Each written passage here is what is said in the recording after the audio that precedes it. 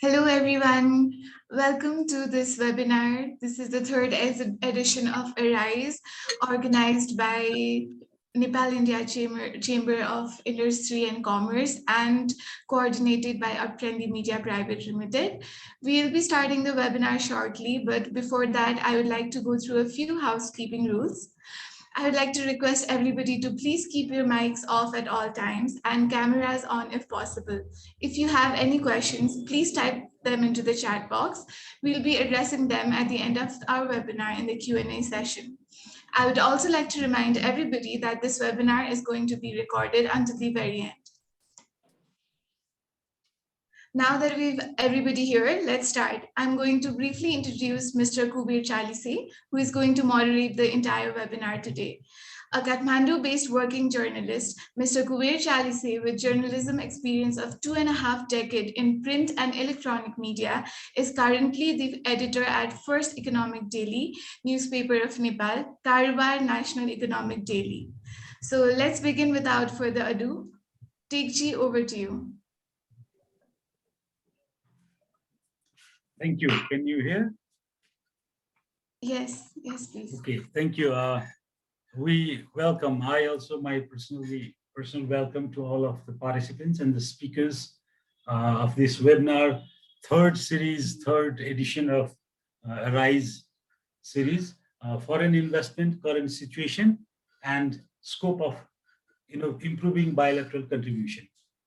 First of all, I would like to invite Mrs. Srijana Rana, the current chairperson of the Nepal India Chamber of Commerce, to welcome. Mrs. Rana is a key figure in Nepal's tourism and hospitality sector. She is the executive director of the Annapurna Group of Hotels, the president of Hotel Association of Nepal, and the president of NICI, Nepal India Chamber of Commerce and Industry. Mrs. Rana uses incisive analysis and insight to drive best practices and improvement in the organization and believes in empowering and developing personnels to realize their full potential.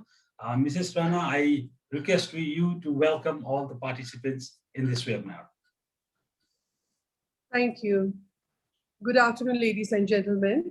Before we begin this meeting, with a heavy heart, I would like to start by taking a moment to remember late Chief of Defense Staff, General Bipin Rawat, his family and other passengers who passed away in a helicopter crash yesterday on 8th December. I would like to take a moment to have a minute of silence for those departed.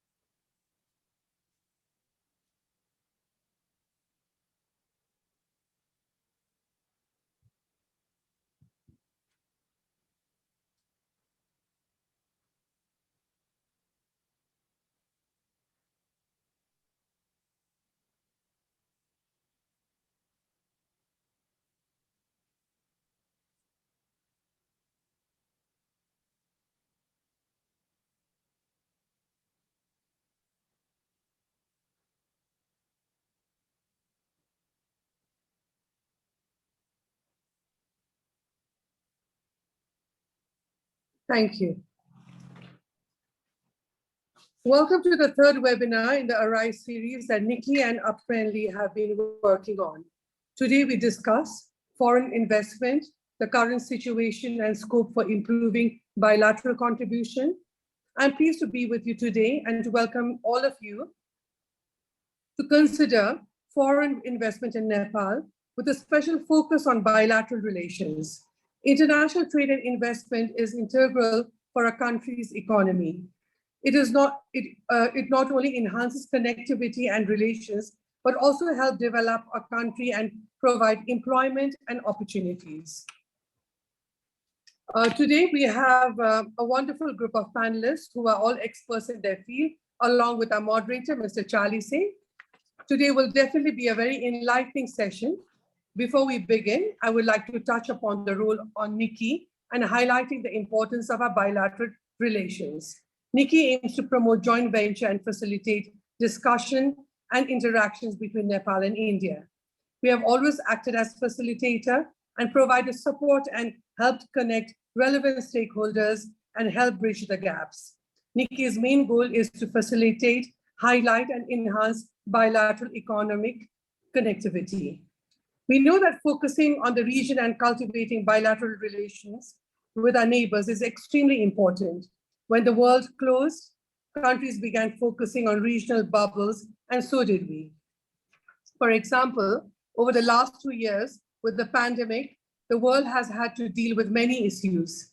While worldwide, the world closed airspaces, shut the borders, and halt the movement of people, goods, and essentials. But India and Nepal trade routes remained open. After the initial slowdown, the trade flows between India and Nepal has picked up and steadily began to exceed even long-term averages. Even during the pandemic's the second wave, we have been able to keep the trade flow open, which includes large quantities of COVID-19 related medicines and equipment. With regards to FDI into Nepal, India continues to account for 27% of FDI in the financial year of 2020-21. Though FDI commitments from India are said to have reduced in recent years, the actual FDI inflows have not. Indian investment have contributed immensely to Nepal's national economic journey, and it is our interest to attract more investors from India at a time when other countries in the region are also competing with Nepal in doing so. Whatever Indian investment has come to Nepal, they have had great impact and really contributed to our country's revenue. We are looking forward to hearing the perspective from all the speakers today and learning about an innovative and sustainable way forward for Nepal and further enhancing our bilateral ties. We want to help facilitate and foster an environment for foreign investment and strengthen ties. I believe that our conversation can provide an impetus for sustainability and an understanding for further opportunities for foreign investment. We are grateful for your support and input. I would like to now hand it over to the moderator for the evening, Mr. Kubey Charisi. Thank you so much. Thank you, Mrs. Rana, for your kind words and welcoming note. I was just going through the data provided, the recent central bank's FDI report. It says total FDI decreased in Nepal, obviously due to the COVID and all this pandemic around the world. It has gone down, but still there are not very much discouraging figure, as Nepal has received foreign investment from 53 different economies. As of mid-July 2019, India still ranks top position with 56.5 billion, followed by China, which contributes 27.56 billion, and St. Kitts and Nevis Island, that is 13.6%, and then comes Singapore, 6.3% and 4.8% by Ireland and Singapore 4.8%. So going through these data, it seems that India still tops the list of foreign direct investment in Nepal. But recent years, there has been change in the scenario. There are other investors are also interested in Nepal, and year on year we see, if we see the data, few years ago, India became second and China became first. So overall, India is still the top investor in Nepal. But there's a huge, let's say, debate in the country, in Nepal right now is, it has not been that much investment. Nepal is not getting that much investment as it should have been, because Indian investors, Indian business people are going around the world, spreading their wings, but next door Nepal is left. That's why we have only one Dabur. There is no second big company like Dabur. We have only one Surya Nepal. No big Surya Nepal company like that. Then we have Nepal Liver. We have good, successful examples of these companies which are contributing to jobs, employment in Nepal, and they are contributing in our revenue also. One of these three companies are always on top in the tax day They get appreciation from the government also, and it has been contributing to our export also because they produce and sell in the Indian market. So by that thing, it is contributing to our forex also. But still, we have not been able to invite more Indian investors in Nepal in the later years. So recently, there has been some movement, but that magic of 1990s, era of 1990, when Dabur came, Surya Nepal came, Nepal Liver came, the feeling in the country, Nepal, is that in later years, Indian investors are why not so much interested to come to Nepal. So in this backdrop, we see what happened, what dispelled them, and how can we attract more Indian investors, because it's next door Nepal. They're spreading their wings around the world, but why not next door Nepal? So in this discussion, we're trying to focus on these points, and I request all the speakers to stick to the time because Luza is taking care of time. I request one by one to present, give their views or show their presentation.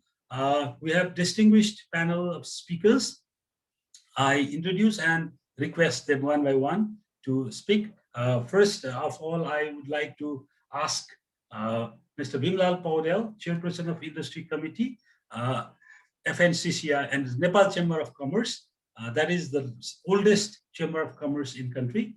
Mr. Paudel, your time starts now. Please limit your views in 5 minutes. Thank you. म नेपालीमै राखौँ हुन्छ.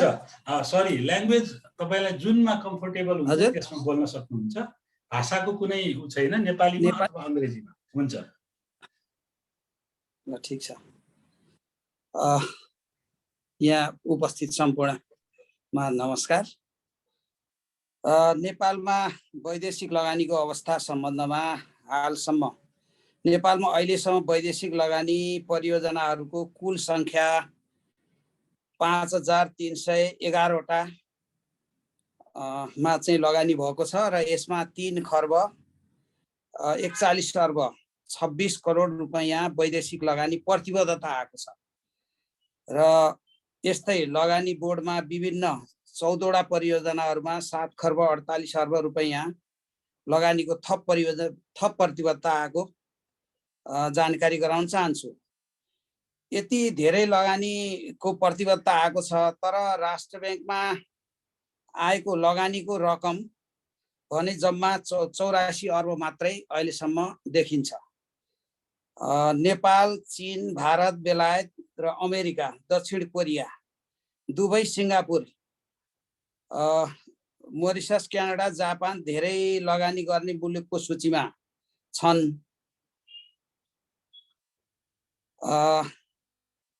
2050 सालमा उदारीकरण लागू भएपछि नेपालमा चाहिँ लगानीको सुरुवात भएको हो. वैदेशिक लगानीका लागि मुख्य चुनौतीहरू पनि छन्. ती चुनौतीहरूको सुधार गर्नु जरुरी छ.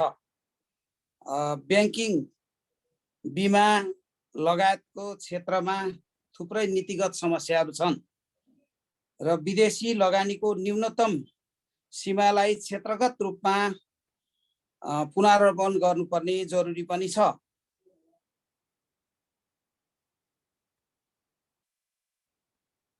खास गरी बौद्धिक सम्पत्ति अधिकार सम्बन्धी विद्यमान कानुनमा परिमार्जन गरी एकीकृत ऐन बनाउनु आवश्यक देखिन्छ.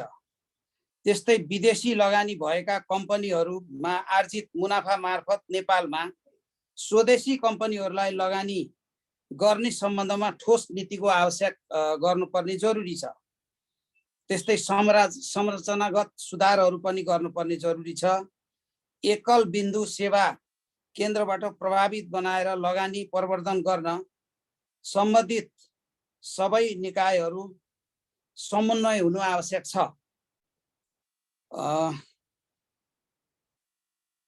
प्रदेशमा दर्ता भएका उद्योगहरूमा विदेशी लगानी गर्नुपर्दा मन्त्रालयको सिफारिस लिनुपर्ने र बाँकी कार्यहरू काठमाडौँमा गर्ने भनिएको छ. यसलाई सुधार गर्नुपर्ने जरुरी देखिन्छ. यी लगायतका अवस्थाहरू अहिलेको अवस्थामा छ, विद्यमान अवस्थामा यिनै कुराहरूलाई मैले हाइलाइट गर्न चाहन्छु।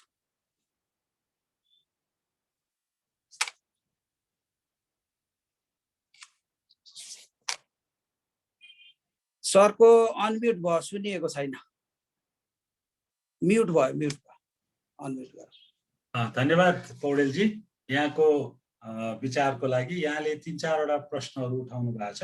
अहिले हाम्रो सहसचिवज्यूले पनि त्यसमा केही प्रकाश पार्नुहुन्छ, नारायण दवाडीज्यूले, उहाँ हामीसँगै यहाँ हुनुहुन्छ, सुनिरहनु भएको छ। Mr. Paudel talked about some need of structural reform and selective areas, sector-wise areas, policy revision, and IPR, the issue of IPR, and effectiveness of one window policy, and province-wise antar mantralaya intergovernmental coordination ko kurama pani he talked about a little bit on intergovernmental coordination also.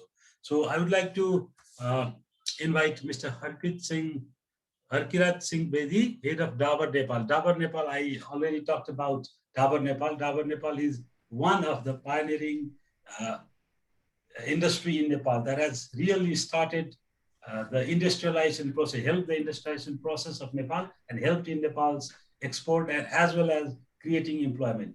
Mr. Bedi, so I'll give you the floor.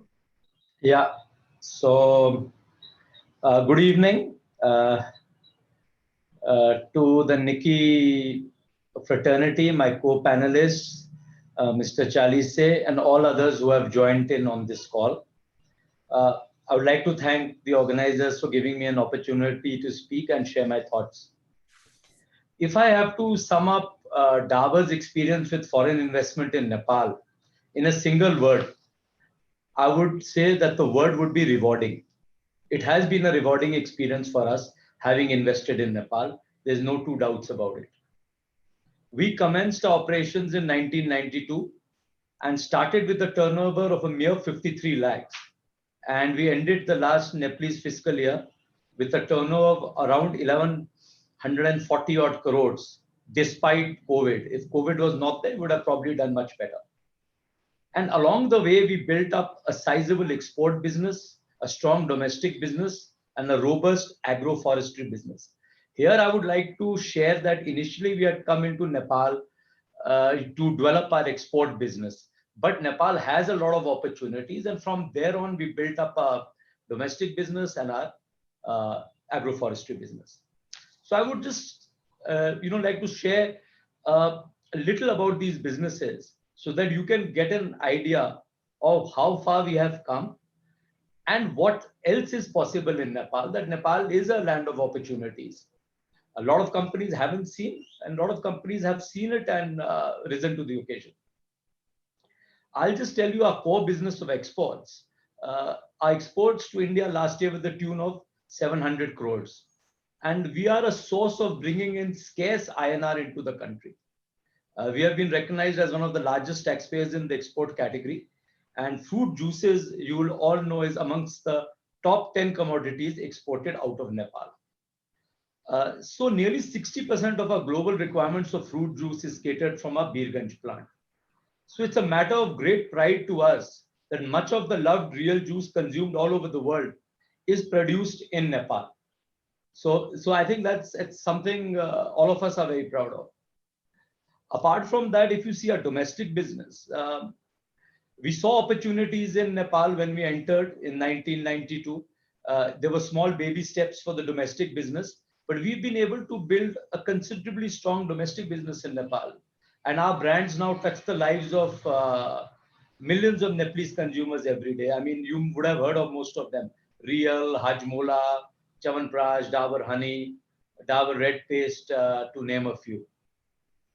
So there is an opportunity also in Nepal to invest and build and scale up your domestic business. So a lot of the companies who are importing today, I urge them to come and manufacture, and you'll see the results. Apart from that, another opportunity we sussed up years ago was our nursery business, or what we call our medicinal and aromatic plants project. And the idea was essentially backward integration. Grow these herbs and scale them up, and these herbs essentially go into our Ayurvedic products. So Nepal also has an opportunity in that line. So this was also in line with our belief of conservation through cultivation. So we have been working with rare and endangered species of herbs across Nepal, from Tarai to the mid hills to the high hills. And we are working with a lot of CFUGs, a lot of NGOs, INGOs, multilateral partners, aid agencies, etc. And so now, having done all this, we are giving employment to about 1,000 people directly and about 20,000 families, 20,000 people, sorry, indirectly. And so if you see, we have definitely come a long way. We started out our initial investment of about 8 crores in 1992, and we have nearly invested 400 plus crores in Nepal since then. And the thing is that we haven't taken out any dividend out of this country. So all the investments have been largely internal accruals, because we see the opportunity, so we continue to invest in the country. And another matter of pride is that we've gone to the IBN, the Investment Board of Nepal, to seek permission to invest another 970 crores over the next 5 years. So that is the kind of appetite we have in Nepal going forward. So we are looking at a total of about 1,400 crores of investment going into from the start till the next 5 years. So I think this sums up our experience in Nepal. We are very bullish for the future. We are here to stay. And while it's been a challenging and bumpy ride at times, I think it has been a very good decision for Dabur to have invested in Nepal. And I think it was a foresight of the promoters of the company at that time that they could see this opportunity and they had this vision. And also, having exported all around the world is also a testament to the fact that in Nepal, you can produce world-class quality products. You can have world-class manufacturing facilities. We have exported our juices. Apart from India, we export our juices to Qatar, to Dubai, to Bangladesh, and we have also been exporting to the United States and Canada. So things are possible here. And there are a couple of concern areas where we see that if they can be addressed, like IPR, intellectual property rights, we need to strengthen that. We need to remove restriction on import of raw materials for industrial use. We have been having issues with 2 or 3 of raw materials in that case. Allowing FDI companies to do contract manufacture, that's something else we are looking at. And easing payments to overseas service vendors. So there are a couple of small policy level issues, which I'm sure if it can be handled, things will even be a smoother ride. So a lot of investors do come. They want to understand the Dabur model, how Dabur has successfully navigated the waters in Nepal. And to most of the people, I tell them that they should come here and invest. I recommend them. Dabur is a strong votary for investing in Nepal. And I tell most of these companies, a lot of the companies have been importing. They're scaling up. They ask me for advice, and I've always been telling them you should come and invest in Nepal. And like in all geographies in the world, I think a bit of resilience, a bit of patience, and a bit of ability to stay the course. And I think it is possible. So I don't think, if you see the neighborhood, there's volatility across. So Nepal is no different. But patience, as I said, resilience and the ability to stay the course, I think there is a lot of opportunity and benefit for companies to invest in. Thank you, Mr. Bedi. A man who has been working in FMCG industry since last 23 years. So it's a good, kind word, and also rewarding also. Like you said, your investment in Nepal is, in one word to sum up, rewarding. 700 crores export only last year, which is a huge thing. Like we were talking about contribution in revenue and Forex also, because Nepal's BOP is going down, and we are going to take ECF, Extended Credit Facility, from IMF, and Nepal is going to graduate from LDC to DC. So eventually we need FDI to graduate because we need to increase our income. Otherwise, there is no other options because our grant is going to be, it's already less now. We're not going to get the grant once we graduate. So there's only one, let's say, the magic wand that can help graduate this country, Nepal, is FDI. And that's the testimony from the man himself, from the Dabar. Thank you, Mr. Bedi. He highlighted some of the problems also, like earlier speaker, he also talked about IPR, intellectual property right, and restriction in the import of some of the raw materials. I think Mr. Dwadi is listening, so he will shed light on these things afterwards. Now I request Mr.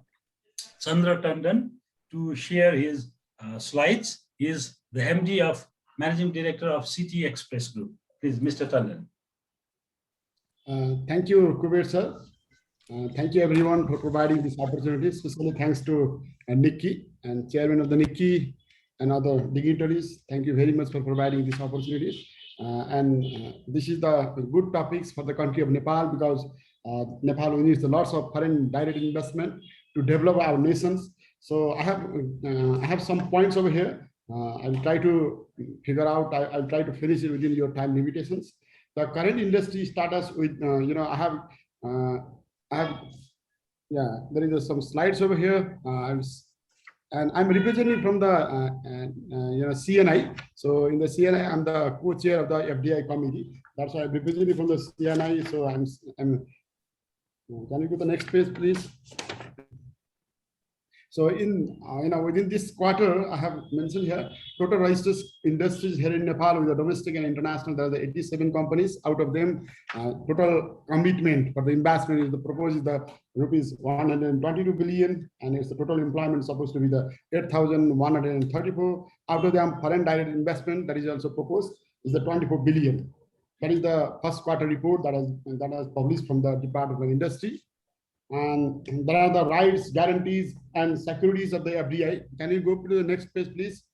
There are the rights, guarantees, and security of FDI. Security at par with domestic companies. The FDI and the domestic investment, there is the some policies for the entry and exit. Other are the same as for the domestic companies, like the management, operation, protection, and incentives that is equally distributed either in the domestic companies or FDI related companies. And guarantee against the no, there is no any nationalizations. Nepal is a party of MIGA that protects political risks of FDI, and industry established under FDI. Nepal is entitled in the incentive awarded. That is the equity incentive awarded either in the domestic company or the FDI related companies. Guarantee for the repatriations. Nepal is a party of BITs, BIPAs, including some countries that protect the FDI of the country concerns. Nepal has concluded bilateral treaties on avoidance of double taxation with some countries. And the revised Foreign Investment and Technology Transport Act, FITA, also already in 2019, this act has came. So streamline the process for inbound foreign investment by requiring approval of FDI within 7 days of the application. So within the 7 days the application process will be completed. And streamlining the profit repatriation approval process, mandating decision within the 15 days. The CNI also, we are also committing with the government as well as the Central Bank of Nepal, while you are providing the 7 days approval for the entry. Similarly, our request is to give on to the same to the reciprocal for the profit repatriations. Set up a single window service center through which foreign investment can avail themselves the full range of service provided by various government entities. Commits to providing national treatment to all foreign investment and foreign companies will not be nationalized. That is the act has already approved in Nepal. So, and in the Nepal for the presence of multinational companies in Nepal, this is some major companies who are giving the more contribution for the country itself, and they are creating the good jobs. Just now we listened the words, very attractive and good words from Hardeep Singh, and I would like to thanks to him for sharing his experience here in Nepal. So these are the main companies: Unilever, Daba Nepal, Coca-Cola, Suri Tobacco, Axiata. These are the companies. They are, investment is a foreign direct investment comes to Nepal, and they are bringing goods in the country of Nepal. They are creating the jobs. They are giving the good revenue for the country, and they are helping for the balance of payment in the country as well. And there are some gaps. Definitely, there are some problems also in the FDI. Definitely, we are also from CNI itself, and from outside also we are communicating with the government authorities and Central Bank of Nepal to facilitate them. So gap between the commitment and realization, there is some challenges for us. Some FDI companies, they come here, we do this kinds of investment, but later on they are not coming in the realistic. So what is the results? So from the CNA side also, we are trying to get out the result why it has happened. The recent trend of FDI realization shows that there is a huge gap between the approved FDI and actual net FDI inflows in Nepal. Between 1995-96 and 2019-20, total actual net FDI inflows stood around 34.1% of total FDI approval. So that means less than 35% of the commitment amount that has been realized in Nepal. What is the reason? That from CNI, we are also trying to get it out. What is the main reason why all the committed amount is not coming as a foreign direct investment? That we are also trying to get it out. My request is that Naran Dawari also to find out the solutions why it has happened, why the commitment people they are not realizing the FDIs and FDI lack of uniformity and clarity. Some things there are some problems, and investment treaties, double taxation avoidance treaty limited only to few nations. These are some hurdles. Definitely, the government of Nepal, they are very positive to correction it. So the major FDI related issues are the work permit and labor law. I think this is also very positively that's going on. Licensing arrangement, effective services at one-stop service solution center. This one-stop service center is already established, but there need to be some effectiveness. And FDI outbound also, our request for the government of Nepal is that there are some companies like IT company and some people, they are doing very good job here in Nepal. So if the people, suppose one IT company, if they register one office in foreign countries, then the valuation will be very high. So FDI will be, my request is to allow for the FDI for the outbound some certain companies and industries, so that the money cannot go, huge number. But the thing is that the valuation of the product, valuation of the service will be, more. And IP, intellectual property, there are the laws already in there, and Act is already there. No laws, acts and rules that are going on. So these are some problems. And major FDI other problems are procedural difficulties, project preparation and development, project financing, land-related issues, payment for professional services in foreign currency, restriction in hiring expertise as experts in key technical and managerial positions, foreign currency activities, access to infrastructure. These are some issues. Apart from these issues, there are the huge changes has coming up from the government and Central Bank of Nepal. They are very positive on the FDI, so that if there is a problem, also we can share our voice, and definitely they will listen our voices. And other major FDI issues are for the PITA 1992 retail sales with operation in two countries were permitted to invest in Nepal. However, the same is not covered in the PITA 2019. Until now, branches of foreign companies were established incorporating in the office of company registrar. These are new procedures for the establishment of branch offices have not yet been prescribed. There is a dilemma to how branch office shall be established from now onwards. And another is the concessions, facilities, and incentive to be reformed. Incentive to be at least competitive to neighboring countries. Some products, if we are exporting to other countries, different countries, they are giving the incentive to some of the products. That incentive should be, competitive to the neighboring countries. That is the request from our, in CNA as well. Concession and facilities is for the local industries and goods. Each procedures of entry and exit shorten the time frame to 1 week. Repartition, where approval for foreign investment is guaranteed in 7 days. The repartition of capital, dividend, and other procedures are given in 15 days, plus the time taken by the NRB. It appears that the government has not considered facilitating repartition of capital and profit in a smooth and effective manner. So that, the investment in Nepal that we can do within the 7 days, for the repartition, it will take more than 2 weeks. That is also, I think we need to think about it. Concession and other is the loss offsetting, visa facilities, automatic route, and minimum slab. This is the $5 lakhs is the minimum slab. I think based on the capacity, nature, and area, the government had to have some leverage on this. and contract manufacturing, hiring expertise. This also, some of the concession from FDIs.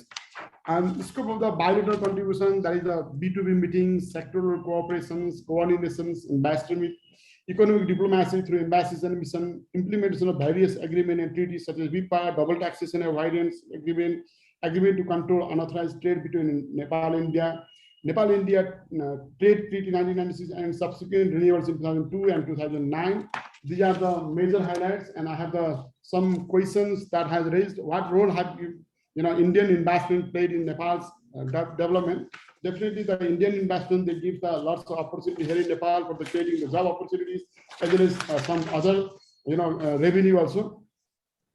Actually, they are giving the economic development of Nepal by bringing new technologies and the management skills. So they are giving the some revenue for the government, and they are giving the skills for the Nepalese industries also.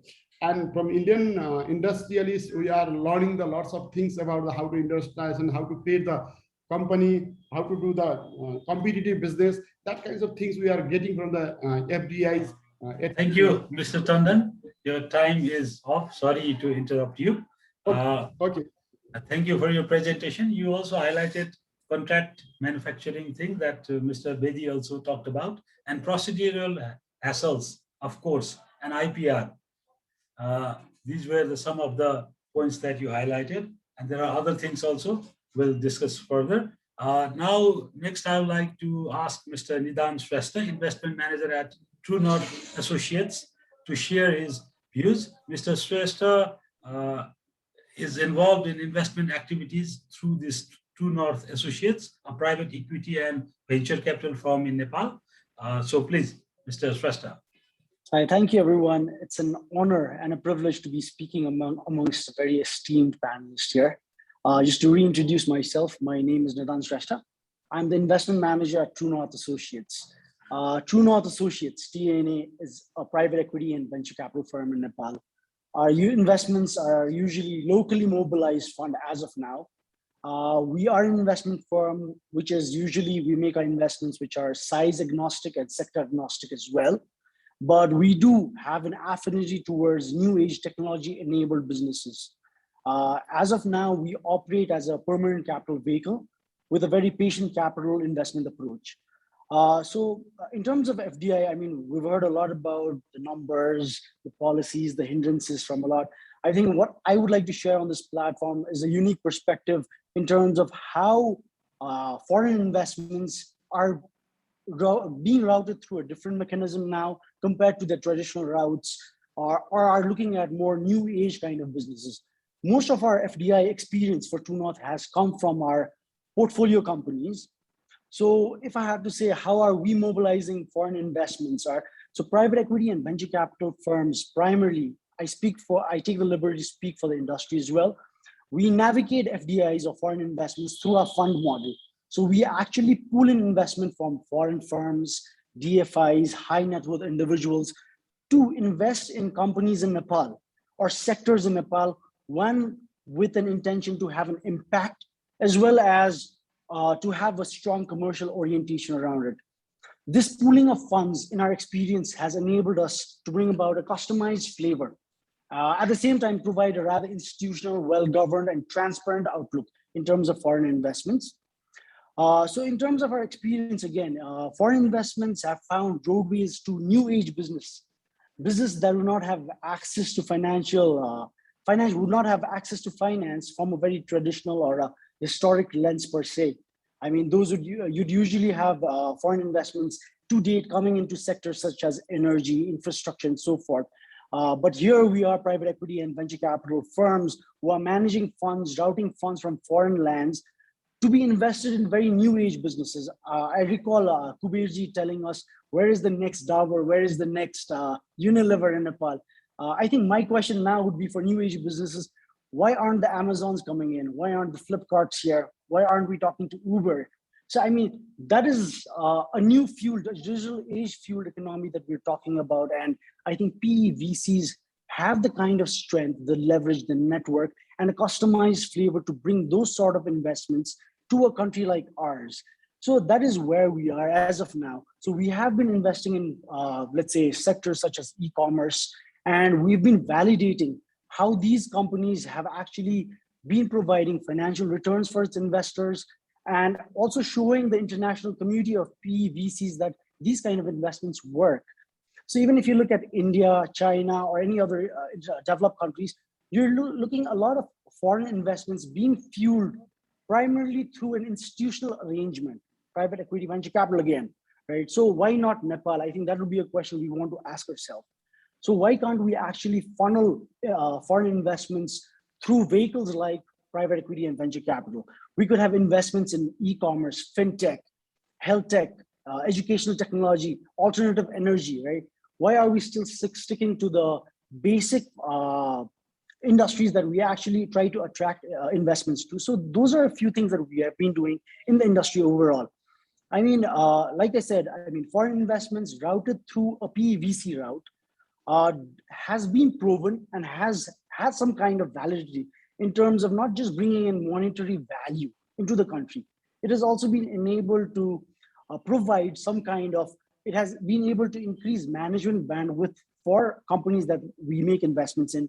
It has been able to expand or improve the transparency there.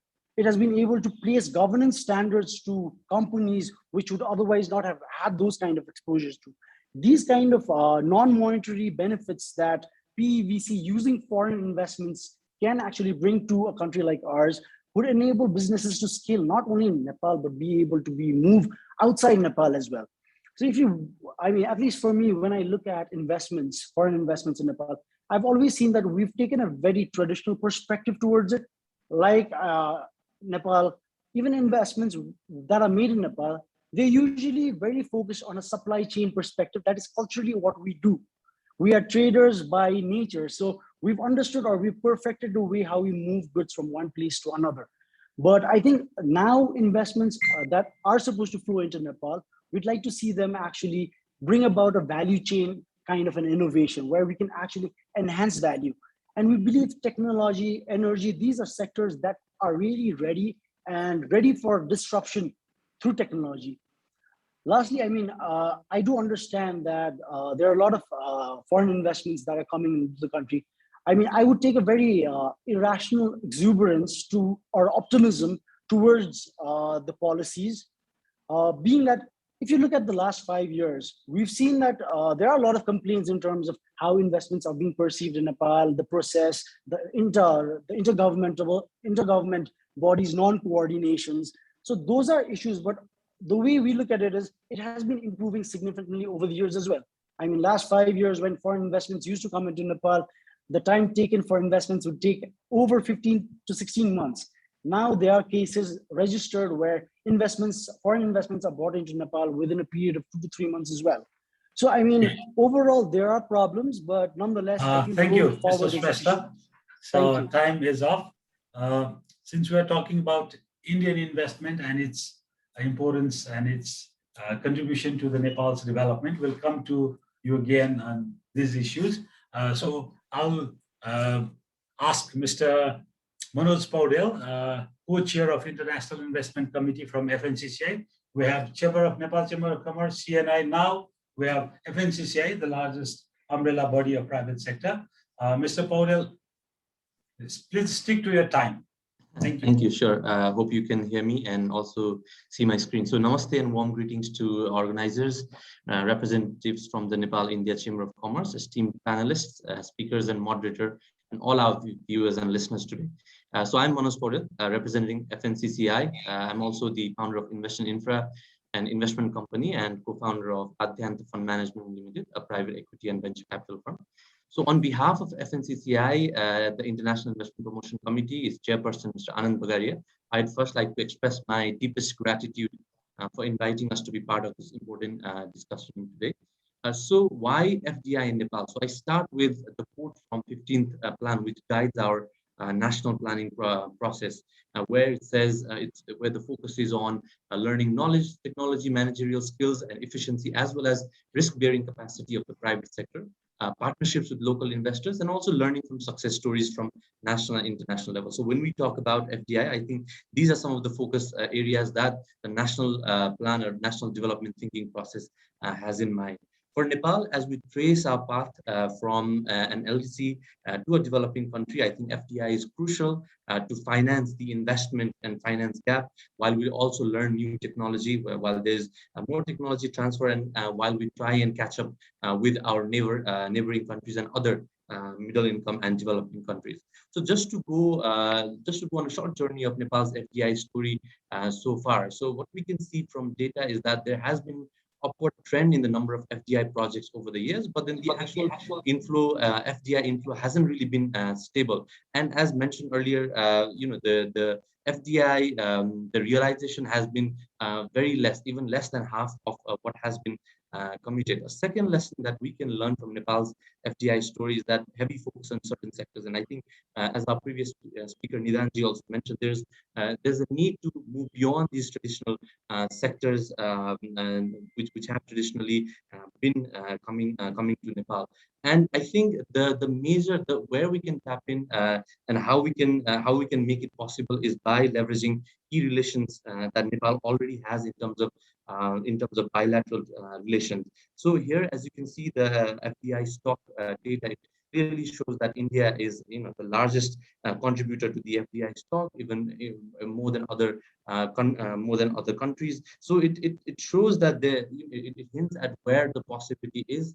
We've heard success stories from Dabur already. So I think there's a key to leveraging these sort of relationships going forward as well. For Indian investment, in terms of sectoral breakdown, the larger FDI story repeats here as well. But as discussed earlier as well, we need to think about new kind of investment, new kind of sectors, new kind of models as well.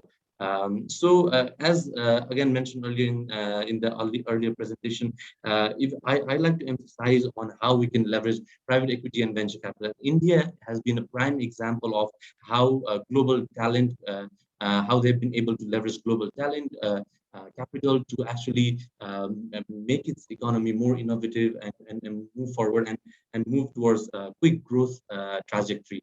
There's important lessons that we can learn from India's successful model of investment promotion from agencies like Invest India as well. Although there are some challenges which have already been discussed, I want to focus on the role of the private sector.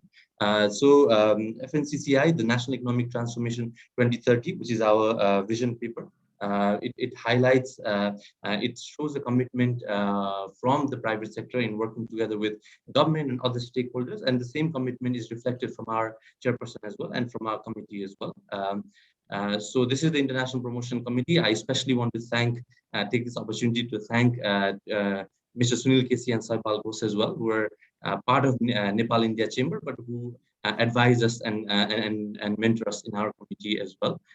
So how is our investment in International Investment Promotion Committee planning to work? So what we have is we have set clear goals for ourselves. We want to focus, during our term, we want to come up with an investment memorandum, because it's important to craft a collective Nepali investment story and connect global investors to opportunities in Nepal. To move away from traditional sectors, we want to focus on ICT, digital economy, financial innovation, banking, urban infrastructure, agri-processing, education, and health. We are also establishing an FDI help desk at FNCCI in collaboration with the relevant stakeholders. And we have been collaborating with a lot of different government agencies, Nepali embassies, bilateral and multilateral development partners. So for our term, during this term at IIP committee, we want to focus on doable actions and low-hanging fruit. We have set ourselves a target of bringing in or helping in bring at least 10 million USD in investment, and also creating an active investment pipeline of 1 billion USD, because it's important that investors understand where the opportunities lie beyond traditional sectors. So with that, I want to stop my short presentation, and maybe we can discuss further during our discussion. Thank you. Thank you, Mr. Paudel. He also highlighted about the commitment and versus realization. Other former speakers also talked about this issue on commitment, foreign direct investment commitment versus realization. It's very interesting thing. what we see from Mr. Powdel's data also, and I already talked about the data from Nepal Rashtra Bank, the realization and commitment, there's a huge gap. Anyway, we'll talk about that. For the time being, I'll ask Mr. Anil Shah, who is currently the CEO of Nabil Bank Limited, who has been in the banking sector since very long and a very avid banking and financial expert. And now, Mr. Shah, up to you. Thank you very much, Kuberji. I don't know about banking expert and all that, but very long, yes, getting very old. That I do know. I'm enlightened by all the comments that have been made before, and I think that pretty much covers it. It's only natural that with an open border, which is one of the largest in the world, that the trade between Nepal and India will be extensive. Now that is formal trade and informal trade as well. And when we talk about investment, the word that we heard from Dabur was that their experience in one word has been rewarding. And that has been the case. If you look at the large investments that have come in from India, it has been rewarding, whether it be Surya, Deevar, Dabur, and so on and so forth. But then the question is, then why haven't more come? If it has been rewarding, FDI is at the end of the day, it should follow rewarding investments from that same country. But then we have to also see the reality. We did go through a revolution. We went through a lot of up and down in politics and so on and so forth. And that is not an environment in which FDI is usually attracted. But if we look at it now with the new constitution and more or less stable political structure, this is the right time for us to again go back and try to market investment out of India. And that is where I think we have the problem. We must get away from this perception that outside our door, there is a huge line of investors waiting to go, pounding the door to come in to invest in Nepal. For FDI, there are opportunities all across the world. This we must realize. And we must realize as a nation that there is a difference between FDI and aid. Okay, we get a lot of aid from India as well. In every sector, I think India has been kind and a very good neighbor to us in terms of giving aid at times of need. I mean, from the vaccines that we're getting to ambulances and school buses to a whole load of aid that we get from India. And that aid comes to develop Nepal and to help us in different ways without the need to repay it in principle or with a value addition. FDI is not aid. FDI comes in with the precursor that it is coming in as an investment. Just like when we invest, when India invests also, Indian firms invest also, there is a need for a return to come in. And if the return is better in Vietnam, Cambodia, Kenya, it will go there. It will not come to us. Okay, while aid may come because we are neighbors and we have very good relations, FDI will come if there is good returns. And there are chances of good returns, which has been shown by the large FDI which has come from Nepal, from India to Nepal.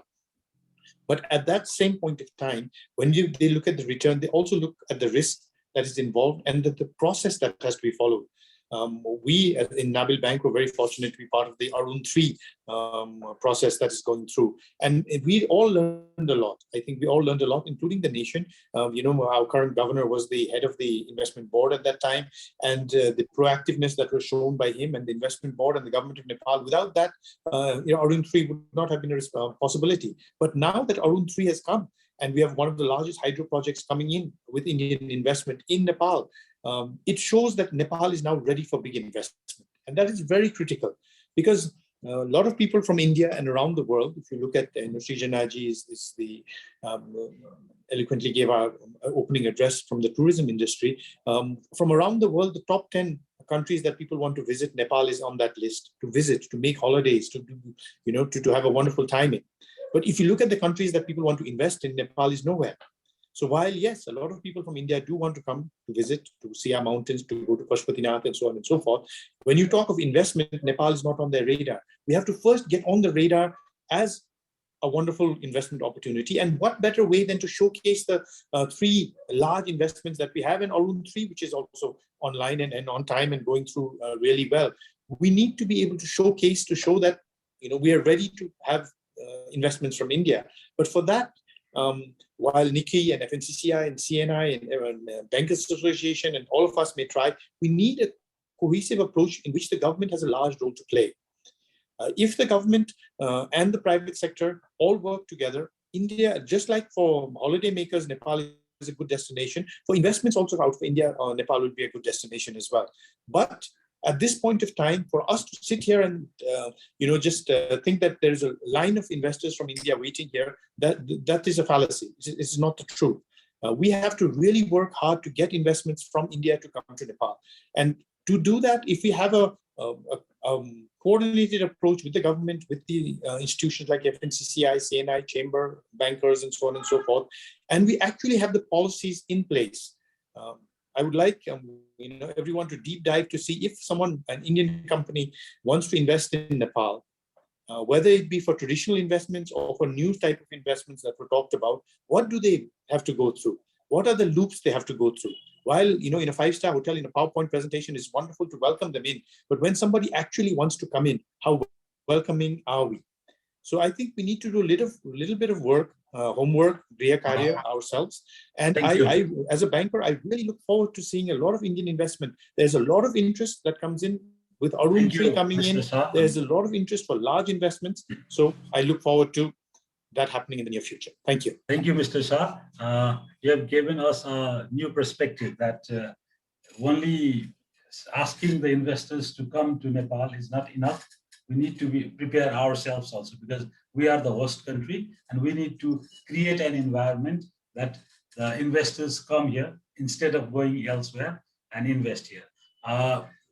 With this, I think I'll ask Mr. Narayan Dawadi-ji, Sahsachivji, Joint Secretary from the Ministry of Industry. उहाँले अहिलेसम्मको सबै निजी क्षेत्रको गुनासोहरू पनि त्वरित गुनासो धेरै त थिएन र समस्याहरू पनि उहाँलाई पनि थाहा छ नेपालमा पछिल्लो समय किन लगानी विशेषतः भारतबाट किन आउन सकेन, जबकि नेपालमा पहिला त्यत्रो ठुल्ठुलो कम्पनीहरू आएर अहिले पनि सक्सेसफुल्ली अघि हाम्रो बेजीजीले भन्नुभयो एकदम राम्रोसँग उहाँले व्यवसाय गरेर अझ धेरै राम्रो रिटर्न पनि पाइरहनु भएको छ र पनि आइरहेको छैन। यो ब्याकड्रपमा यो आधारमा चाहिँ किन अहिले नयाँ भारतीय लगानीहरू आउन सकिरहेको छैनन्? सरकारले कहाँ केही गर्न चुकेको हो कि अथवा सरकारले केही गर्दैछ कि? यहाँलाई म समय दिन्छु। धन्यवाद। सबै नेपाली बुझ्नुहुन्छ? बुझ्नुहुन्छ? ओके, त्यसो भए म नेपालीमै कुरा गर्छु। गुड इभिनिङ सबैजनालाई, हार्दिक नमस्कार। यो अपर्च्युनिटी दिनुभएकोमा पनि धन्यवाद दिन्छु। अब मैले धेरै तयारी त गर्न पाइनँ, तैपनि म आजको यो इम्पोर्टेन्ट मिटिङमा आफ्नो केही कुराहरू चाहिँ राख्न चाहन्छु। मलाई लाग्छ चेम्बर, सिएनआई र एफएनसिसिआईबाट र अनिल सरले र अरू स्पिकरहरूले पनि राख्नुभएको कुराहरू वास्तवमा त्यो कुराहरू म दोहोऱ्याउन चाहदिनँ। मैले राख्दा पनि तिनै कुराहरू राख्ने हो। हामीसँग के प्रोभिजन छ, हामी कुन अवस्थामा छौँ, के गरिरहेछौँ भन्ने कुराहरू नै हो। त्यो कुरा म रिपिट गर्न चाहन्न। खास गरी आज हामी इन्डिया नेपालको यो इन्भेस्टमेन्ट को विषयमा हामी कुरा गरिरहेको हुनाले गर्दाखेरि चाहिँ हामी सबैलाई थाहा छ इन्डियाको नेपालमा इन्भेस्टमेन्ट गर्ने हिसाबले अहिलेको लेटेस्ट हिसाब डेटा हेर्दाखेरि पनि इन्डिया चाहिँ सेकेन्ड लार्जेस्ट इन्भेस्टर हो। इन्डियन इन्भेस्टमेन्ट हाम्रो मुलुकमा चाहिँ छ। त्यसको साथसाथै अघि कुरा भएको जस्तै हामीसँग थुप्रै बाइलेटरल रिलेसन्सहरू, एड र अरू किसिमको चाहिँ पार्टनरसिप, कोलाबोरेसन चाहिँ छ। म 4-5वटा बुदामा मात्रै कुरा राख्छु होला जस्तो लाग्छ मलाई। जस्तै फर्स्ट अफ अल चाहिँ अब एरिया अफ पार्टनरसिपमा कुरा गर्दाखेरि चाहिँ मलाई लाग्छ टुरिज्म डेभलपमेन्टको कुरा अघि उठेको छ, energy sector, mines and minerals र एग्रो बेस्ड इन्डस्ट्री र कनेक्टिभिटी। यी एरियाहरू चाहिँ नेपाल इन्डियाको इन्भेस्टमेन्ट पार्टनरसिपको अथवा नेपाल इन्डियाले नेपालमा इन्भेस्टमेन्ट गर्ने सक्ने एकदमै बढी पोटेन्सियल एरिया हो भन्ने चाहिँ हामीलाई लाग्छ। त्यसको साथसाथै अरू पनि थुप्रै एरियाहरू छ। अघि इकमर्सको कुरा पनि आएको छ। संसारमा चाहिँ ग्लोबल ट्रेडको र इन्भेस्टमेन्टको थुप्रै प्याटर्नहरू पनि चेन्ज भएको छ। हामी कुन पोजिसनमा छौँ भन्ने कुरा पनि हामीले हेर्नुपर्ने हुन्छ र यो चाहिँ हाम्रो एरिया हो भन्ने मलाई लाग्छ। र हामीसँग चाहिँ थुप्रै प्रोभिजनहरू चाहिँ हामी इन्भेस्टमेन्टमा हामी चाहिँ इकोनोमीमा लिबरलाइज भइसकेको, हामी ओपन अप हुन खोजेको र भइरहेको अवस्था चाहिँ हो। र हामीसँग त्यस्तो डिस्करेजिङ सिचुएसन पनि हो भन्ने मलाई लाग्दैन। एफडिआई को अङ्ककै हिसाबले कुरा गर्ने हो भनेदेखि पनि हामी चाहिँ इन्क्रिजिङ नम्बरमै हामी देख्छौँ। तर अघि एकदमै जेन्युइन कुरा चाहिँ यहाँ के उठेको छ भने हामीले पनि त्यस विषयमा अलिकति खोतल्ने प्रयास गरिरहेका छौँ। वाइ देयर इज ह्युज ग्याप कि रियलाइजेसन र कमिटमेन्टको बिचको ग्याप चाहिँ किन धेरै भयो, त्यो के कारणले चाहिँ भयो। अब इन्भेस्टर्सहरूले इमेजिन गरेको सिचुएसन या इन्भाइरोमेन्ट नेपालमा नभएर पछि रियलाइजेसन भएन कि कुनै ह्यासल्सले भएन कि अथवा चाहिँ कमिटमेन्ट भन्ने चिज चाहिँ अलिकति भन्न इन्भेस्टमेन्टको पर्सपेक्टिभबाट कुनै हिसाबले एउटा इन्फ्लुएन्स कमिटमेन्ट मात्रै हो कि। अब यो कुराहरू चाहिँ एउटा रिसर्चको पनि एरिया हो जस्तो मलाई चाहिँ लाग्छ। यसलाई थप अध्ययन गर्नुपर्ने जस्तो पनि लाग्छ। हामी हाम्रो पोलिसी पार्टनरहरू निजी क्षेत्र हो, हाम्रो निजी क्षेत्रको छाता संगठनहरूसँग पनि यो विषयमा हामी निरन्तर छलफलमा छौँ र कसरी त्यो ग्यापलाई मिनिमाइज गर्ने। वास्तवमा कमिटेड एड आउने हो भनेदेखि चाहिँ मलाई लाग्छ अहिले नेपालको चाहिँ इकोनोमिक ग्रोथलाई त्यो पेसलाई धान्न सक्ने खालको कमिटमेन्ट मोटामोटी हामी देख्छौँ। पुरै नधाने पनि हामी एउटा चाहिँ राइट ट्र्याकमा जान सक्ने चाहिँ पेस हामी देख्छौँ। त्यो एउटा ठुलो इम्पोर्टेन्ट एरिया हो। र त्यसको साथसाथै चाहिँ ट्याक्स वेभरको कुराहरूदेखि लिएर गएर सर्भिस इन्डस्ट्रियल एडमिनिस्ट्रेसन फेसिलिटेसनको कुराहरू र चाहिँ नेसनल ट्रिटमेन्ट रिपार्टिएसन लगायतको जति पनि फरेन इन्भेस्टमेन्टमा चाहिँ संसारका मुलुकहरूले अवलम्बन गरेको चाहिँ नि टुल्सहरू अथवा पोलिसीहरू चाहिँ नेपालले अङ्गीकार गर्न खोजेको छ र त्यसलाई हामीले क्रमशः चाहिँ हाम्रो इन्डस्ट्रियल इन्टरप्राइजेस एक्ट लगायतको चाहिँ कानुनमा र नीतिगत रूपमा पनि हामीले व्यवस्था गर्दै गइरहेको चाहिँ छौँ। त्यो हिसाबमा हामी धेरै पछाडि छौँ जस्तो चाहिँ लाग्दैन। तर पनि there is always room for reform कि निजी क्षेत्रको एन्टरप्रेन्योरहरूको इन्डस्ट्रियलिस्टहरूको एक्सपिरियन्सको आधारमा हामी क्रमशः पोलिसी रिभाइज गर्दै नै जान्छौँ नै। यसमा कुनै रिजिडिटी भन्ने कुरा चाहिँ हुँदैन। हामी नियमित र कन्टिन्युस रिफर्ममा छौँ। त इन्डियाको नेपालमा इन्भेस्टमेन्टको विषयमा चाहिँ अब यो बढेको छ, यो एकदम इन्करेजिङ छ। अघि हाम्रो चाहिँ डाबर नेपालको जुन प्रेजेन्टेसन भयो त्यो पनि एकदमै इन्करेजिङ छ। म I would like to extend my sincere thanks to mister Bedi for his very good remarks regarding the investment climate in Nepal.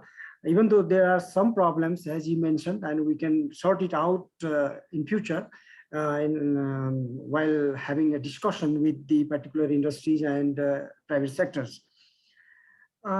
बेरियर्सहरूको कुरा गर्दाखेरि चाहिँ मलाई के लाग्छ भन्दाखेरि चाहिँ अझै पनि हामी चाहिँ यो भेन्चर क्यापिटल अथवा हामी कन्ट्र्याक्ट चाहिँ इन्भेस्टमेन्ट र हाम्रो B2B कनेक्सन अथवा B2B कोलाबोरेसन मेकानिजमलाई चाहिँ एकदमै स्ट्रेन्थेन गर्नुपर्ने अवस्था छ। इन्डियामा सक्सेसफुल भएका मल्टिनेसनल्सहरू अथवा इन्डियन कम्पनीहरू चाहिँ नेपालको बिजनेस सेक्टरसँग नेपालको इन्डस्ट्रियल सेक्टरसँग चाहिँ हामी कसरी B2B कोलाबोरेसन गराउने भन्ने हिसाबले हाम्रो अघि पनि हाम्रो साथीहरूले डिप्लोमेटिक दवाडीजीलाई मैले यहीँ रोकेँ। अब हामी दोस्रो चरणमा प्रवेश गर्छौँ। कन्टिन्यू दवाडीजीसँगै। तपाईँलाई लाग्दैन हामी जस्तै 75 वर्ष अगाडि कलकत्ताबाट 1 लाख रुपियाँ लिएर आएर विराटनगर जुट मिल सुरु हुँदा नेपालमा जुन पहिलो एफडिआई आयो भन्छौँ हामी, त्यहाँदेखि आजसम्म आउँदा भारत र नेपालको लगानीको कुरा गर्ने हो भने बिचमा 1990s को इकोनोमी ओपन भएपछि एउटा भने नि डाबर सूर्य नेपाल लिभर जस्तो आयो। अब अहिले तेस्रो चरण भनौँ, पहिलो चरण विराटनगर जुट मिल मान्ने हो, दोस्रो चरण डाबर सूर्य र नेपाल लिभर मान्ने हो, तेस्रो चरणमा अहिले अरुण 3हरू जस्ता ठुला ठुला लगानीहरू आउँदै गर्दा नेपालमा टाटा अथवा भारतका जुन प्रसिद्ध लगानीकर्ताहरू ठुल्ठुला लगानीकर्ताहरू छन्, टाटा बिर्ला अथवा ठुल्ठुला लगानीकर्ताहरू किन आएनन् होला, किन आउन सकेनन् होला? अहिले त बिजुलीको आपूर्ति पनि ठिक छ, लेबरको प्रब्लम पनि छैन, सरकार पनि एक किसिमको स्टेबल छ, पोलिटिकल स्टेबिलिटी पनि आइसकेको छ। के लाग्छ यहाँलाई? सरकारमा बसेर तपाईँहरूले लगानी गर्न आउनुहोस् भनेर भनिरहँदा तपाईँहरूले इन्टरनली के लाग्छ? सरकारकोबाट कहीँ कमी कमजोरी केही भयो कि अथवा निजी क्षेत्रले केही सहयोग गर्नुपर्ने हो कि तपाईँहरूलाई? किन भारतका ठुला ठुला उद्योगपतिहरू नेपालमा लगानी गर्न आइरहेको छैन? वास्तवमा मलाई त यो क्लु केही पाउँछु कि भन्ने चाहिँ आश थियो बरु यही फोरमबाट चाहिँ किन आएको छैनन् भन्ने विषयमा, होइन? किनभने यहाँ चाहिँ प्रबुद्ध वर्गहरू चाहिँ हुनुहुन्छ, ठुला ठुला चाहिँ म्यानुफ्याक्चरिङ इन्डस्ट्रीहरू तपाईँले भने जस्तो चाहिँ नेपालमा इन्भेस्टमेन्ट गर्न किन आएनन् भन्ने विषयमा चाहिँ सरकारले सोचेको विषय भन्दा पनि प्राइभेट सेक्टरसँगै हो यसको नलेज हुने यसको चाहिँ एक्सपर्टिज हुने विषय चाहिँ हैन। अब हामीलाई त के लागिरहेछ भन्दाखेरि चाहिँ हामीले यति प्रयास गर्दा गर्दै पनि कहाँनिर चाहिँ हाम्रो ग्याप भयो। एउटा ठुलो रिसर्चको विषय हो सर है। अब हामीले मैले ठ्याक्कै यो एन्सर मेरो मुखमा अहिले भर्खरै यो भएर नआएको अब हामी यो गर्छौँ भन्ने पोजिसनमा भएको भएदेखि सायद हामीलाई डिस्कसन पनि गर्न जरुरी चाहिँ थिएन। मलाई लाग्छ हाम्रो प्राइभेट सेक्टर हाम्रो निजी क्षेत्र को साथीहरूले इन्डस्ट्रियलिस्टहरूले तपाईँहरू जस्तो चाहिँ विद्वानहरू एक्सपर्टहरूले चाहिँ यो विषयमा सरकारलाई भनिदिने विषय हो। हामी चाहिँ एकदमै सुन्न तयार छौँ र जुनसुकै पोलिसी रिफर्म गर्न पनि हामी चाहिँ तयार छौँ। अब खालि एउटा चाहिँ इमेजिनरी कुराले अथवा मेरो इन्ट्युसनले मा भएको कुरा यहाँ भन्नुको खासै अर्थ हुँदैन होला हैन। अब हामी चाहिँ किन आएन भन्दा पनि कसरी ल्याउने भन्ने हिसाबमा चाहिँ गएको छौँ। सधैँ ठुला इन्डस्ट्रीहरू। धन्यवाद धन्यवाद दबाई सर। म यही प्रश्न लगेर तपाईँले अब प्राइभेट सेक्टर निजी क्षेत्रको काँधमा हालिदिनु हो यो प्रश्नलाई। खासमा यो चाहिँ सरकारले यसो गर्दैछ अथवा यसरी ल्याउन सक्छौँ भन्ने केही आउँछ कि तपाईँबाट भन्ने हाम्रो आश थियो। म निजी क्षेत्र एफएनसिसिआईको मनोज पौडेलजीकोमा जान्छु। के लाग्छ तपाईँलाई एकदम छोटोमा 1 मिनटमा मनोज पौडेलजी तपाईँलाई के लाग्छ किन नेपालमा ठुला ठुला भारतीय लगानीकर्ताहरू आइरहेको छैनन्? हामी त होस्ट कन्ट्री हो, हामीले त उहाँहरूलाई आउनुहोस् भनिरहेछौँ, तर किन आइरहेको छ? यसो छ अब सर हामीलाई लागेको चाहिँ यसमा अब अघि पनि राम्रो उदाहरणहरू आइसकेको छ कहाँनिर आइसकेका छन् भन्ने सायद त्यसले पनि इक्जाम्पल दिन्छ होला। त्यो जुन प्रोजेक्टहरू जुन हामीले कुरा गऱ्यौँ अघि अरुण 3 को कुरा गऱ्यौँ त्यो आउँदाखेरि चाहिँ किन आए तिनीहरू अरू किन आएनन् भन्नेबाट पनि हामीले सोच्नु होला। एउटा हामीले इन्सेन्टिभ्सलाई कसरी हेर्छौँ भन्ने होइन अघि कुरा पनि भइसकेको छ। हाम्रो संसारभरि एउटा मात्रै इन्भेस्टमेन्ट प्रमोसन एजेन्सी होइन नेपालको मात्रै हजारौँ छन् होइन। राष्ट्रिय लेभलमा मात्रै फेडरल लेभलमा मात्रै नभएर पनि सब नेसनल गभर्मेन्ट लेभलसम्म चाहिँ इन्भेस्टमेन्ट प्रमोसन एजेन्सी छ। अब हामीले इन्सेन्टिभ गभर्मेन्टले इन्सेन्टिभ सोच्दाखेरि चाहिँ कसरी सोच्छ भने एक्साइज भ्याट ट्याक्स रोयल्टिजमा चाहिँ अब इन्सेन्टिभ दिँदाखेरि हामीलाई यति चाहिँ रेभेन्यू लस हुन्छ भन्ने तरिकाले सोच्नु भन्दा पनि हामीले चाहिँ यो यस्तो खालको लगानी ल्याएर यस्तो खालको बेनिफिट दियौँ भने चाहिँ हाम्रो इम्प्लोइमेन्ट कति बढ्छ, हाम्रो इन्डाइरेक्ट ट्याक्सेसहरू कति उठ्छन् होइन, त्यसको मल्टिप्लायर इफेक्ट कति हुन्छ। जस्तै हजुरले हेर्नु भने विभिन्न सेक्टरमा जस्तै भारतले लगानी गरेको म्यानुफ्याक्चरिङ सेक्टरमा 7 गुणा 8 गुणासम्म चाहिँ मल्टिप्लायर इफेक्ट देखिन्छ। त्यस्तै इन्फ्रास्ट्रक्चर सेक्टरमा नि हेर्नु भने 5 गुणा 6 गुणा होइन भनेपछि यो चाहिँ हामीले यसरी चाहिँ ठुलो मल्टिप्लायर इफेक्ट आउन सक्छ। त्यही भएर हाम्रा प्रयास पनि त्यही अनुसारकै हुनु पर्यो। खालि चाहिँ अब हामीले हाम्रो चाहिँ यति रेभेन्यू लस होला हामीले यति चाहिँ छुट दियौँ भन्ने हिसाबले चाहिँ त्यसरी चाहिँ गर्न सकिँदैन। एउटा मात्रै थियो। म हाम्रो सिएनआई को उसमा जान्छु अर्को निजी क्षेत्रको संस्थासँग मिस्टर चन्द्र टण्डनकोमा। यहाँलाई के लाग्छ? तपाईँले अघि फिगर पनि देखाउनु प्रेजेन्टेसनमा नेपालमा भारतको लगानी मिस्टर चन्द्र टण्डन भारतको लगानी घटिरहेको हो या साँच्चै अरू देशको कमिटमेन्ट मात्र धेरै देखिएको? नेपालमा रियलाइजेसन अघि पनि कुरा आयो कमिटमेन्ट भर्सेस रियलाइजेसन। कमिटमेन्ट चाहिँ धेरै देखिने तर रियलाइजेसन कम हुने त्यो एक किसिमको भनौँ न विविध कारण होला। हामी त्यतातिर नजाउँ। त्यो मात्रै भएको कि के हो? नेपालमा भारतको लगानी घटिरहेको जस्तो लाग्छ यहाँ? यो डेफिनेटली भारतको भारतको चाहिँ पछिल्लो 4-5 वर्षको पिरियडमा चाहिँ अलिकति घटेको देखेको एउटा मलाई 1-2 कारणहरू जस्तो लाग्छ। एउटा चाहिँ पछिल्लो चरणमा त कोभिडको कारण भयो। त्योभन्दा अगाडि अर्थक्वेक पछि नेपालमा इन्भेस्टमेन्ट इन्डियाबाट धेरै आएको छैन कि जस्तो लाग्छ। र अर्को चाहिँ हामीले पश्चिम सेतीको धेरै वर्षदेखि नै पेन्डिङ भइरहेको छ उहाँबाट एफडिआई आउने, पछि त्यो डिले भएछ। यस्तै चाहिँ विविध कारणले गर्दाखेरि इन्टरनल त्यो कन्ट्रीको कम्पनीको कारणले गर्दा हुनसक्छ अथवा नेपाल आएर उहाँहरूले बुझ्ने सन्दर्भमा जुन किसिमको एक्सपेक्टेसन थियो त्यो किसिमको लजहरू रुल्सहरू अथवा प्रफिटेबिलिटी भएन कि भन्ने पनि हुनसक्छ। त्यसमा हामीले सिएनआईले चाहिँ आफैले इनिसिएसन लिएर हामीले चाहिँ त्यसको बारे अलि रिसर्च पनि गर्दैछौँ। त्यसको केही न केही फ्याक्ट त आउला। अहिले भर्खरै मैले त यो नै हो भन्न त सक्दिनँ, तर एउटा डेफिनेटली त्यसको कारणहरू चाहिँ 5-7 कारणमध्ये एउटा चाहिँ पछिल्लो चरणमा कोभिडको कारण हुन सक्ला। अर्को चाहिँ उहाँहरूले सोचे जस्तो जुन रिटर्न पाइन्छ भन्ने किसिमको एक्सपेक्टेसन थियो त्यसमा अलिकति समस्या भएर पनि हुनसक्छ। अनि अर्को चाहिँ यहाँको लजहरू चाहिँ इमिडिएटली वान विन्डो पोलिसी जस्ता कुराहरू इफेक्टिभनेस भएन कि भन्ने पनि हुनसक्छ। यी कुराहरूमा चाहिँ गभर्मेन्टले चाहिँ ध्यान दिनुपर्छ जस्तो हामी आउन सक्छ भन्ने तपाईँको भनाइ। हजुर धन्यवाद। म चेम्बरको हाम्रो मित्रकोमा गएँ पौडेलजी नै भीम पौडेलजी। तपाईले अघि लामो प्रेजेन्टेसन दिँदा त्यहाँ वन विन्डो पोलिसी लगायत अरू समस्याका कुराहरू पनि गर्नुभयो। समस्याका कुराहरू भन्दा पनि हामी के गर्यो भने चाहिँ आउन सक्छ, समाधानका उपायहरू के हुन सक्छ। छोटोमा भारतबाट लगानी धेरै ल्याउनलाई हामीले हेरिसक्यौँ। नेपालमा भारतको लगानीले धेरै रोजगारी सिर्जना गरेको छ, धेरै राजस्व पनि दिएको छ, त्यसपछि धेरै टेक्नोलोजी ट्रान्सफर पनि भएको छ। यो सबै हुँदा हुँदै पनि किन आइरहेको छैन, के गर्दाखेरि राम्रो हुन्छ भन्ने लाग्छ? निजी क्षेत्रको धारणा के हो? होइन, अब खास गरी यो बिपा सम्झौता पछि नेपालमा धेरै लगानी आउँछ भन्ने एउटा चाहिँ एक्सपेक्टेसन थियो। तर के भयो भने अब त्यस पछाडि अघि साथीहरूले भने जस्तै भनेका कुराहरूमा म पनि सहमत जनाउन चाहन्छु र मैले अघि आफ्नो प्रेजेन्टेसनमा पनि मैले केही कुराहरू राखेको छु। एउटा कुरा त अलिकति नेपालमा झन्झटको वातावरण अझै पनि कायम छ। गभर्नमेन्ट लेभलबाट जुन खालको चाहिँ एउटा कमिटमेन्ट अनुसारको व्यावहारिक रूपमा जुन सहयोगी वातावरण हो त्यो अझै पनि अलि झन्झटै छ। अब हामी नेपालीहरूले, नेपाली इन्भेस्टमेन्ट गर्नेहरूले त धेरै खालको त्यो झन्झटहरू बिहोरेर पनि काम गरिरहेछौँ। तर बाहिरबाट आउँदाखेरि त्यही चिज इन्डियामा चाहिँ सरल रूपले यदि लगानी गरेर प्रतिफल लिन सकिन्छ भने यहाँ त्यो झन्झट किन बिहोर्ने भन्ने खालको एउटा छ। मलाई लाग्छ सबभन्दा ठुलो कुरो अलिकति विश्वासको वातावरणको कमी पनि हो कि जस्तो लाग्छ। त्यो हिसाबले गर्दाखेरि र अर्को कुरा अब अहिले हामी जुन सङ्घीय संरचनामा गएका छौँ तथापि हाम्रा चाहिँ लगानी गर्ने जुन विन्डोहरू अझै पनि अब सेन्ट्रल लेभलबाटै हुने खालको छ। त्यसलाई चाहिँ अलिकति जहाँ प्रदेशमा लगानी गर्नु पर्यो भने प्रदेशमै त्यो खालको डाइरेक्ट इन्भेस्टमेन्ट गर्न सक्ने खालको वातावरण बनाइदियो भने आउँछ जस्तो लाग्छ मलाई चाहिँ। हस्, धन्यवाद।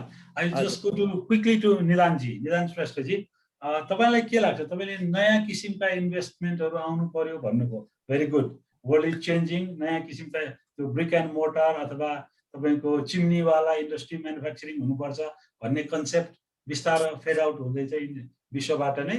जुन कम्पनीको एउटा पनि एयरक्राफ्ट छैन उसले विमान कम्पनीहरू चलाउँछ अहिले। जुन कम्पनीको एउटा पनि होटल रुम छैन उसले धेरै होटल रुमहरू गरिरहेछ। गुड। तर भारतबाट focusing on India's investment to Nepal, भारतबाट तपाईँले अहिले भन्नुभएको यो उसमा भारतबाट बढी लगानी ल्याउनलाई के गर्नु पर्ला? 1 2 3 एकदम सर्टमा। Shortमा चाहिँ if I had to say, I'll pick on what Anilji again said. And investors, अरू investors they're lining up outside, they're promoting themselves, होइन? So इन्डियाको इन्भेस्टमेन्ट क्लाइमेट हेर्नुभयो भने पनि for the past 10 years they've been liberal and they've been innovating time and again. आज यो वर्षमा चाहिँ तपाईँले हेर्नुभयो भने new age businesses, Zomato, Paytm, तपाईँको all these are already doing IPOs. कसरी पोसिबल भयो त? यहाँ इन्डियाको इन्भेस्टमेन्टमा हेर्नुभयो भने द लाइक्स अफ सेक्वाया फन्डहरूले इन्भेस्ट गरिरहेको छ, त्यत्रो ठुलो भिजन फन्डको पैसाहरू, होइन?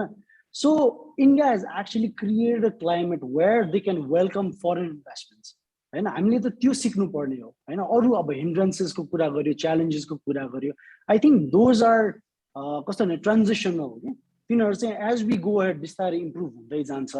तर हाम्रो foundations are where we are looking at maybe or what kind of policies we're trying to make around them, say we still do not have clarity होला कि। One is we are stuck in a mindset that is between new and old, होइन? So हामी कहाँतिर ढल्किने भन्ने पनि एउटा I think that is a challenge, that's a behavioral challenge पनि होला, होइन? So त्यो aspect पनि छ। So हामीलाई to really draw out investments, होइन? अब तपाईँले commercial orientation को perspective हेऱ्यो भने the returns को कुरा हुन्छ, ease of doing business को कुरा हुन्छ। We do not actually stand amongst those top countries where we provide very good returns or where we provide ease of doing business, convenience of doing business, quickness of doing business. And so अहिलेको asthma quickness becomes such an important and integral part of doing business that what you're about to invest now, टाइममा गरेन भने त्यो गइसक्यो भन्छ कि, especially in our line of business, होइन? So thank you. These few things. World ब्याङ्कले पनि डुइङ बिजनेस रिपोर्टलाई अब अहिलेदेखि स्क्रैप गर्यो, बट यो इभेन्चुअली लास्टमा त त्यही कुरा आउँछ, डुइङ बिजनेस इन्भाइरोमेन्ट कति हुन्छ। I come to Anilji. यहाँ एउटा क्वेसन पनि आएको छ हाम्रो पार्टिसिपेन्ट्सहरूबाट, FDI as capital versus FDI as loan which is better भन्ने पनि। So being a banker, so यो क्वेसन तपाईँलाई नै, FDI versus FDI as capital is better or FDI as loan is better? I wish. See, it matters on what the FDI is coming in for. If the FDI is coming in as a joint venture or as an investment in Nepal where there's a long-term commitment, then it must come in as capital. Like, and then whatever you build a hotel, you build a hydro, whatever it is that you build, that will continue for a long term. And it's FDI, we only look at it in money. It also is a technical transfer, it's a knowledge transfer, it's management transfer, it's the building up of skill sets of local manpower, so on and so forth. So whether it comes in as capital or whether it comes in as a loan depends very much on the project and also of the entity that is bringing in the FDI. There are entities that will just give loan. They're not interested in coming in any sort of equity participation, while there are many who will come in only as equity. They're not willing to give loans. They want to come in and be a joint venture partner or invest 100% if possible and build whatever that they're building. But I want to step back a little bit. If we want to invest, attract FDI from India or from anywhere in the world, I think we first need to look inside and see what are our core competencies as a country, as an economy of our country. Let us say someone wants to come in and produce something in Nepal. What is it that we can produce in Nepal where we will have the economies of scale that are better than in India or China, where we'll be able to produce at a lower cost at a higher quality? I can't think of anything. But if you think of tourism, if you think of hydro, if you think of BPO or wherever the service skills are required of a youth population, there is intrinsic core competencies that Nepal has that nobody else can copy. Nobody else can give you the Himalaya. Nobody else can give you Chiton. So why don't we look as to internally what are we trying to get? If you want people to come in and produce shoes or umbrellas or bicycles, why would they do that here? They can do cheaper at better quality in India or China and export it over here. So let us look at what it is that we want the foreign direct investment in. Hydro, are we willing to get hydro? Now Arun 3 is coming in. Once Arun 3's power comes online, we will be giving this sort of being a institution that sends a lot of dividend outside. I know the tensions we have in the government whenever we send dividend outside. Oh, there's so much money going out and so much dividend and so much so on and so forth. FDI will take dividend. Arun 3 will take huge dividend, because that is the investment that they have made here. Let us move away from this concept that FDI will come to give Nepalis employment, FDI will come to make our economy better, or any of those fallacies that we have. FDI will come for return. FDI will come because they will say, okay, if we invest this money and the effort that we put into this, we will get better return from here than anywhere else. That is why if we look at those sectors, which is tourism, we look at using our youth, you will look at hydro, maybe mining, these sort of industries, then we can definitely attract investment from India and elsewhere in the world. There's one question for Mr. Shah from the participants. What are the current returns on tourism in Nepal? You're talking about returns. Well, so I think Srijana man will be able to answer that better. The current returns are miserable, you can say, because of COVID. But that is also a wrong statement. The returns for tourism industry that is based on foreign tourists, such as 5-star hotels and large institutions as that, they are going through an extremely difficult time. But if you look at domestic tourism, New Year is coming, try to get a room in Pokhara or in Chitwan or in Bardia or in Lumbini. It is impossible because domestic tourism is again booming. So domestic tourism, whether it be restaurants, whether it be clubs, whether it be outlets that domestic tourists go to, has again rebounded. We as a bank, we have customers in these areas, they're doing extremely well. But tourism industry, which is dependent on external tourists, is having a very difficult time. So again, this is again a short-term thing. We must say either one of two views. Either we all will die from COVID or we will revive from COVID. And if we revive, tourism will bounce back. That I'm confident. So I think to sum up this thing, the HAT policy, hydro, agriculture and tourism, HAT, HAT. So I think these three areas you have highlighted. Thank you very much.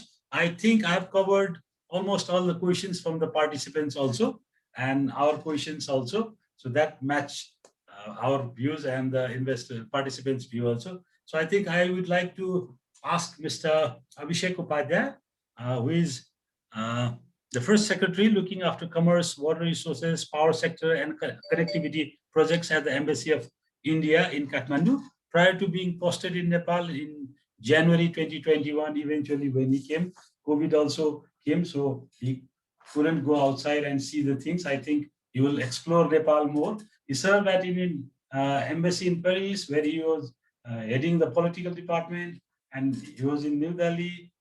A graduate of IIT Delhi. He comes from Ayodhya. Again, it's close ties with Nepal. From in Uttar Pradesh, and speaks Hindi, English, and French, and he understands Nepali also. I know.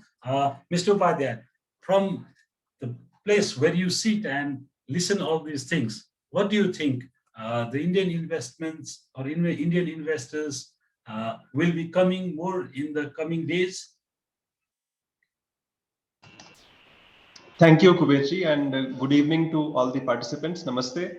It's an honor to be here in such an esteemed panel. The only flip side of being, among the last speakers is that I don't have anything to add, really. So much has been said, almost everything has been said. So much has been asked also. I had a few questions now, they are all covered. So I don't know how much value I can add. I mean, before I move to other things, thank you, all of you, for your poignant sentiments in context of the tragic national loss that India faced yesterday. And to be honest, it was not just a national loss, it was also a shared tragedy. Because as all of you know, General Bipin Rawat was also a former honorary general of the Nepal Army, a legacy of the enduring friendship that our two countries have and our two armies have. So thank you for those sentiments. And since today we are speaking about FDI, and Kuberji just asked whether more FDI will come from India or not. I don't know. It's something that eventually has to make business sense for the investors who has his money and many places to invest in, many sectors, many geographies. And like Anilji said, certainly the Indian investor, just like any other investor around the world, has these options. So eventually it comes down to how much ease of doing business can be improved in our respective countries to attract foreign investment. So that will answer that part. And FDI, as everybody just noted, does make a lot of contribution to national industrial development, brings in technology and expertise, generates employment, supports increase in labor productivity, contributes to government's revenue, and in some cases export earnings.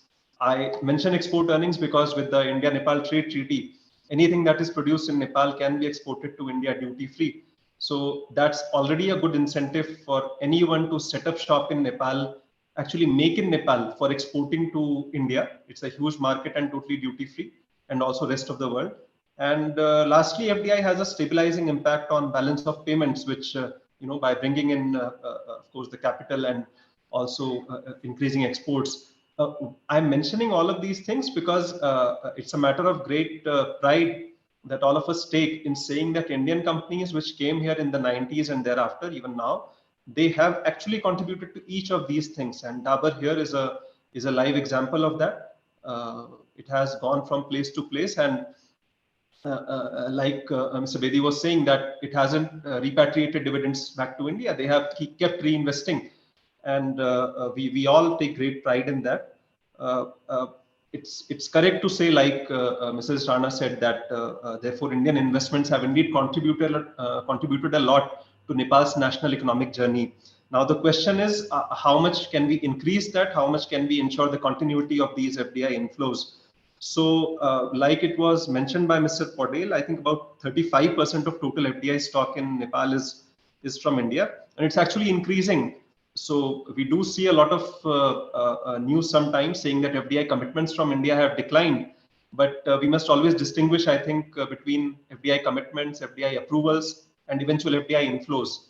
And we should also be mindful of the fact that not all FDI which actually comes to a country is one which was committed during an investment summit, and not all that FDI which was committed during an investment summit actually comes to the country. So so there is a lot of myth, there is a lot of fact, and I think somewhere we all take pride in the fact that Indian investments have come, they keep coming, and we are all willing to work with various stakeholders here, including the government and the chambers, and thought leaders like you, with media also, to encourage this trend and showcase Nepal as an attractive destination for FDI. So just to tell you a little bit that we can keep showcasing our countries and as investment destinations, but it is also self-evident that attracting FDI, it requires a lot of national and whole of government effort. In India also, investment summits and roadshows were done, but they had to be accompanied by serious, deep-seated structural reforms before these commitments got actually translated into FDI flows. So luckily, we are seeing a rebound in FDI in India. There is a sharp jump driven by recent policies by the government, which are based on investment and infrastructure-led post-pandemic recovery. So as per the official data that I have in India, we had the total FDI inflow of $22.5 billion during the first quarter of this financial year, which is actually a jump of 90%, so almost doubled compared to the last year. And we are hoping that in coming years, we'll be attracting annual FDI of about $120 to $160 billion. Why will this happen is because there are many new sectors along which the post-pandemic recovery will be structured. One is, of course, the startups, as Mr. Shrestha just mentioned, and newer areas, not just brick and mortar, but also brick and mortar, because there is also a lot of infrastructure development happening in India, which is driving the post-pandemic recovery. And we therefore hope to get FDI for each of those things. I am talking about India because I'm more qualified to do so than about Nepal, where I'm very new. But I can say that from what I hear from friends and colleagues, that Nepal is also planning its post-pandemic recovery, and as Kuberji said, is poised to soon exit the LDC status.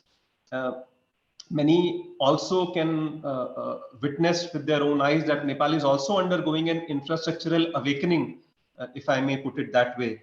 So each of these things would provide ample scope to attract more FDI, and equally importantly, the kind of FDI which would contribute to each of these facets of national development. So again, thank you for your great thoughts and ideas. There was a lot of learning for me also, and just like I'm sure for everybody else and the participants. And I look forward to working with each one of you together to further strengthen the enduring and time-tested relationship between our two nations. Thank you. Thank you, Mr. Upadhyay. Thank you for your kind remarks and very wisely said words about the awakening of the post-pandemic infrastructural awakening. Nepal, as India did, should do some reforms in its acts, and we are waiting for that. And Mr. Dawadi here also said they are working on something on that. I think we are on time, almost exceeded 5 minutes, so it's the time to conclude this thing. I will ask Mr. Sunil Kesi, BP of Nepal India Chamber of Commerce and Industry, NIKI, to say to give vote of thanks to all the participants, and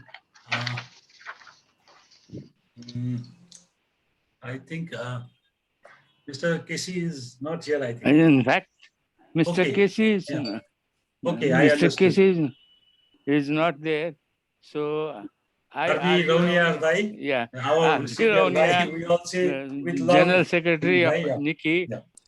Yeah. I would like to thank each and every speakers for their contribution to this